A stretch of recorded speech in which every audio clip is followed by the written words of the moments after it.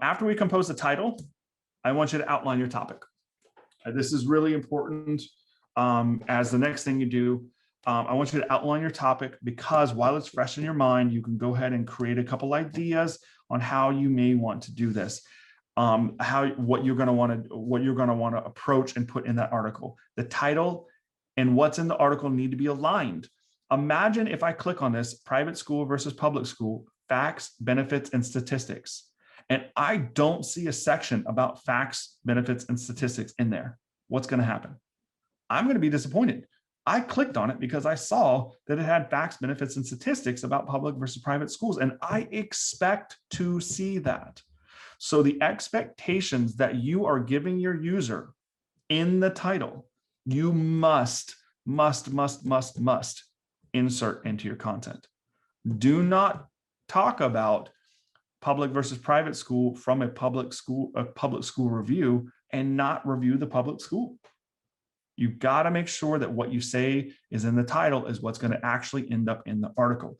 That is the quickest way to not rank and to piss off your visitors and make them leave and not trust you. Do not bait and switch your title with what's inside of there. So this is why I want you to do it now, is you have just passed your keywords through that 6-point checklist. You've just written an awesome title. And now I want you to write some heading twos. And I only want you to write heading twos first. I want you to craft maybe 2, 3, 4, 5 main points inside of your article. You should not have 10 or 20. Those are not main points. Those would be sub points. 2 to 5 main points inside of your article. Write those down. Underneath and indented from those main points, you can optionally at this time create some supporting ideas to the main point. So let's talk about an example how I would do that. If I was writing this one, I'm not even going to open this article, but if I was writing private schools versus public schools, facts, benefits, and statistics, I would create 5 sections. I would create an opening section where I'm going to talk about what public and private school actually mean, just so we can all be on the same page. Before I get into facts and benefits and statistics, I want to make sure we're all on the same page. So I would probably, in that overview section, create an overview section, and I would set some baseline expectations for what the article is going to cover. I would also define what public school means and what private school means. Exactly. Textbook definition. So we're all on the same page. The second section, guess what? I talk about the facts. Next section, guess what? Benefits. Next section, statistics. Right now, I'm going to maybe facts to compare private versus public schools might be how I'd actually write it. But I'm going to have a section for facts, another section for benefits, another section for statistics, and then I'm going to have either maybe like an opinion or recap or some other section like that, where after going through all of that stuff, I may take a kind of next steps or a summary or maybe an opinion based on of that stuff. And that would be the end of my article, right? So those are the 5 sections that I would write, and I would write those down as heading twos. If I wanted to take it a step further, each one of those sections, heading twos, I would write a couple heading threes. So like, let's say the overview, I'm going to want to do a couple things. Number 1, I'm going to want an intro. Number 2, I'm going to want to define private school. The next heading 3 is I'm going to want to define public school. Those are my 3 main things that I want to do inside of that main section. Now we get into facts, right? So facts is the heading 2, which I've already written. Now I'm going back through after I wrote it and writing heading 3s. And so I'm going to say, okay, so facts, I'd say, okay, here's the facts of public versus private school. The first heading 3 would be private school facts that matter. And then I'd write my content in there. And then I'd have another heading 3 that said public school facts that matter, something like that, right?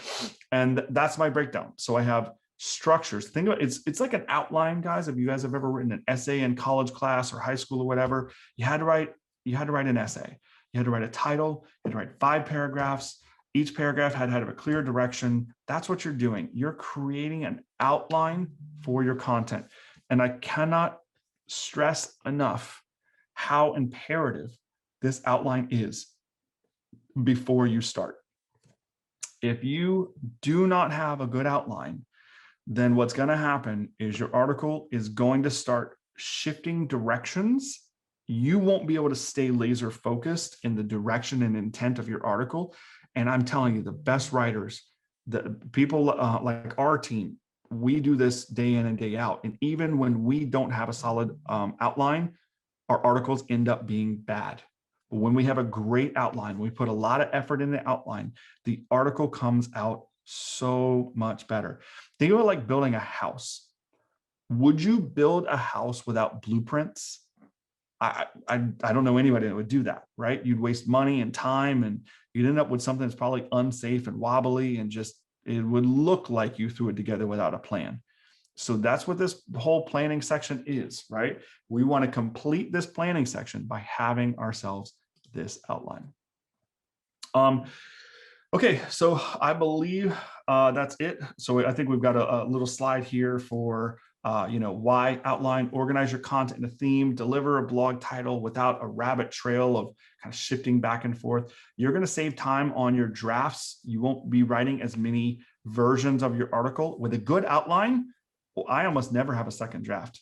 I might have grammatical corrections, but I won't have second drafts because the outline kept me on point, kept me focused.